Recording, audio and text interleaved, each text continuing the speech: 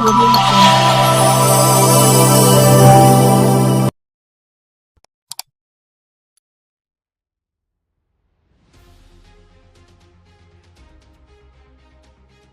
के घर पर पुलिस गई, क्या है पूरा मामला?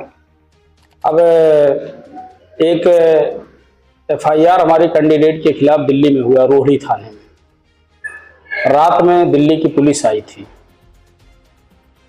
कोई एडिट वीडियो था जिसको ट्विटर के माध्यम से लोगों ने शेयर किया, तो उसमें तमाम लोगों के ऊपर हुआ। उसमें हमारे कैंडिडेट को भी टारगेट किया गया।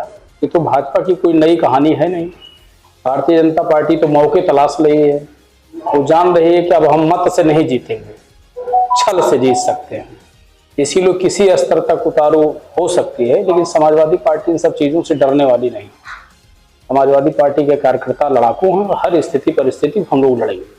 जिला प्रशासन कह रहा है कि निष्पक्ष चुनाव हो रहा है, निर्वाचन आयोग कह रहा है, क्या लगता है? कहाँ निष्पक्ष हो रहा है? जिला प्रशासन जिस तरीके से, आप बताइए, समाजवादी पार्टी के कार्यक्रम होते हैं तो लोग दुनिया भर की बातें करते हैं। भारतीय जनता पार्टी के कार्यक्रम में लोग झंडे लगा करके बिना परमिशन के गाड़ियां चल रही हैं, लगातार लोग ग्रुप में घूम रहे हैं। आवाज नामांकन में जब हम लोगों को जाना था तो इन्होंने दुनिया भर के प्रतिबंध लगाए कि यहाँ तक नहीं आना है, वहां तक नहीं आना है।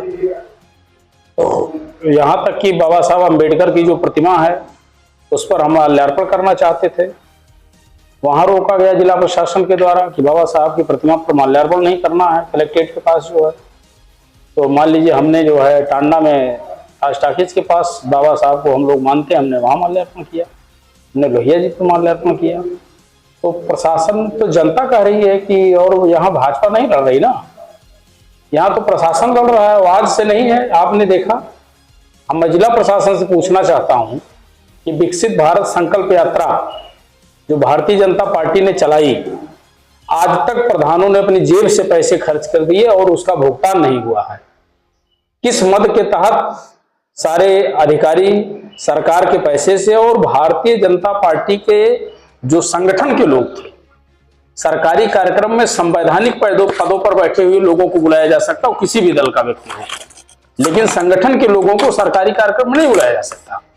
लेकिन भारतीय जनता पार्टी के कार्यकर्ताओं को, पदाधिकारियों को, पूरे गांव-गांव प्रधानों को डरवा करके, धमका करके, चौपाल लगा करके, और पूरी तरीके से जिला प्रशासन ने अवैध तरीके से धन का उपयोग कराया है। जो जनता के मद का पैसा जाना चाहिए, क्या जिलाधिकारी महोदय या जिला विकास अधिकारी महोदय या मुख्य विकास अधिकारी महोदय बताने का कष्ट करेंगे कि जो कार्यक्रम चला है गांव-गांव, इस कार्यक्रम का धन किस मद के तहत अवमुक्त हुआ है, इसका पेमेंट कैसे होगा? इतनी कुर्सियां लगी, इतने टेंट लगे।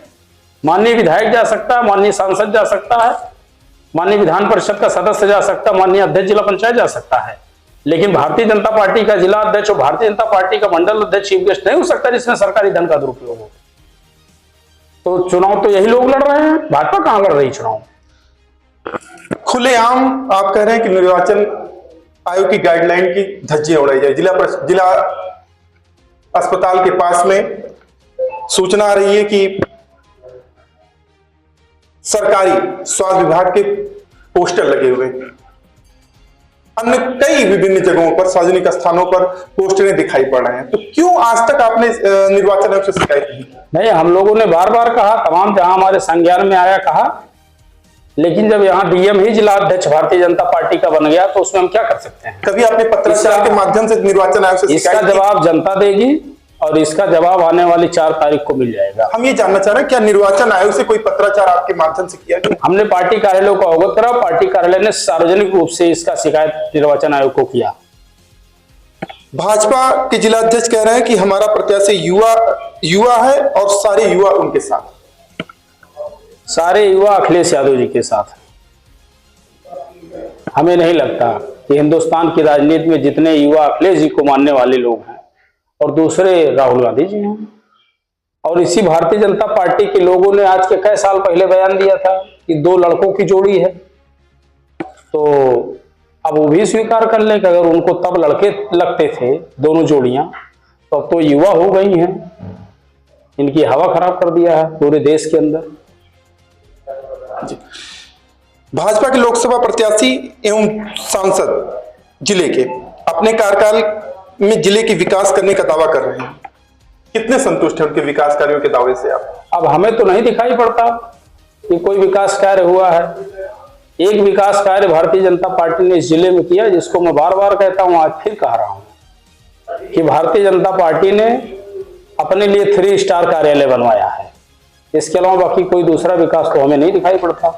अब वो कहीं से विकास तो पैदा हो रहा था इनके समय में, अब वो पैदा होकर कहाँ चला गया, कब जवान हुआ कब बूढ़ा हो गया, इस जिले में तो नहीं पता। आज आपके सपा प्रत्याशी का नामांकन था, कैसा समर्थन मिला, कितने की भीड़ का दावा आप करते हैं? ये तो आपने देखा, हम तो जितने की परमिशन लिए थे, हमारी व्यवस्था है, हमारा कोई नामांकन था, एक हमारे कार्यकर्ताओं की बैठक थी कि हम लोग सीमित संख्या में, लेकिन अपार जन समूह सड़कों पर उतरा हुआ दिखाई पड़ा। लोग रास्ते में मिले, लोगों ने स्वागत किया, गाड़ियां रोक रोक करके। श्री लालजी वर्मा जी जब अपने घर से निकले हैं तो गांव में जनता सड़कों पर आ गई थी और लोगों ने उतर करके समर्थन किया, और आज ही ये तय हो गया कि जिले की सीट समाजवादी पार्टी और श्री लालजी वर्मा जी जीतेंगे।